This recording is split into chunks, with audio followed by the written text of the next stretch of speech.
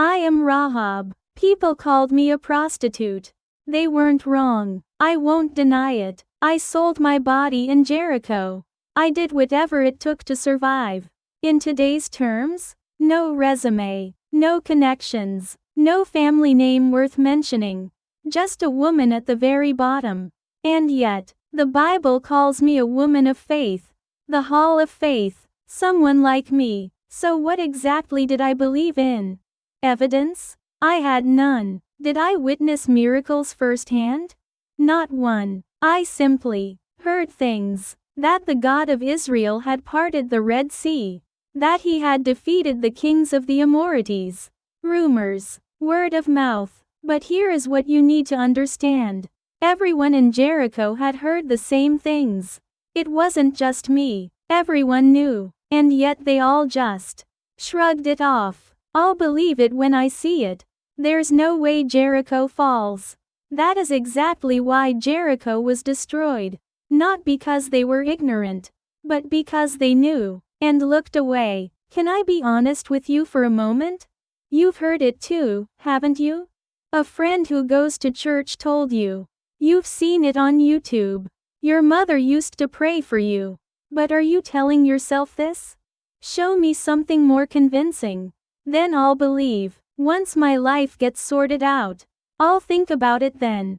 I'm still young. Maybe later. That is exactly what the people of Jericho said.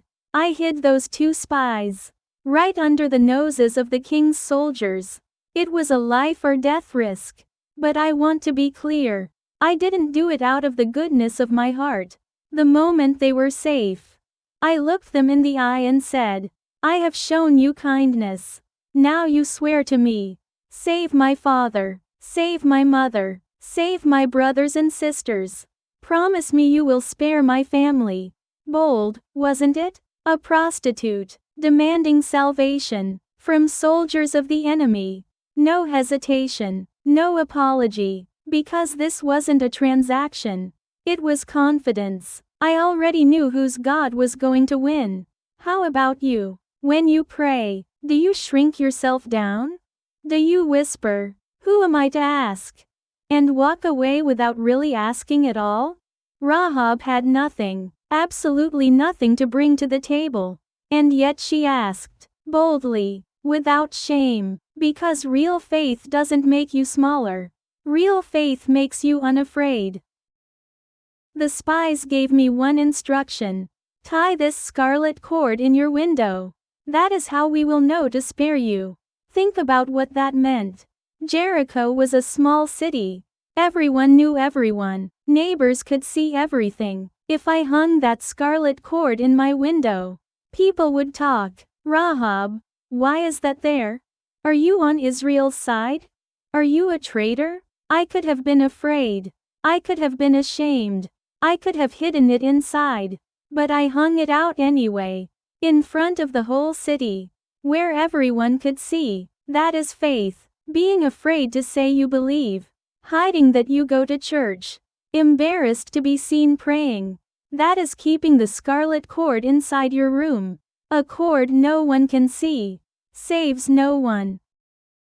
The day Jericho fell, I was the one who survived. Me and my family. Because of one scarlet cord. And then I became part of Israel. I married a man named Salmon. We had a son named Boaz. Boaz married Ruth. Ruth and Boaz had Obed. Obed had Jesse. Jesse had David. And at the end of that line, Jesus was born. A prostitute from Jericho is in the genealogy of Jesus Christ. Matthew chapter 1, verse 5. My name is there. God doesn't only use the clean. He doesn't only call the perfect. He uses the woman who tied a scarlet cord in her window. But visible, afraid, but refusing to hide. And he still remembers that faith today. Thousands of years later, he still remembers. So I have to ask you, what is your scarlet cord? Is it still hidden inside your room? Joshua chapter 2, Hebrews chapter 11:31, Matthew chapter 15. By faith Rahab the prostitute did not perish with those who were disobedient. because she had given a friendly welcome to the spies. Hebrews 11:31, ESV. Subscribe and journey with us. We'd love to hear from you in the comments below.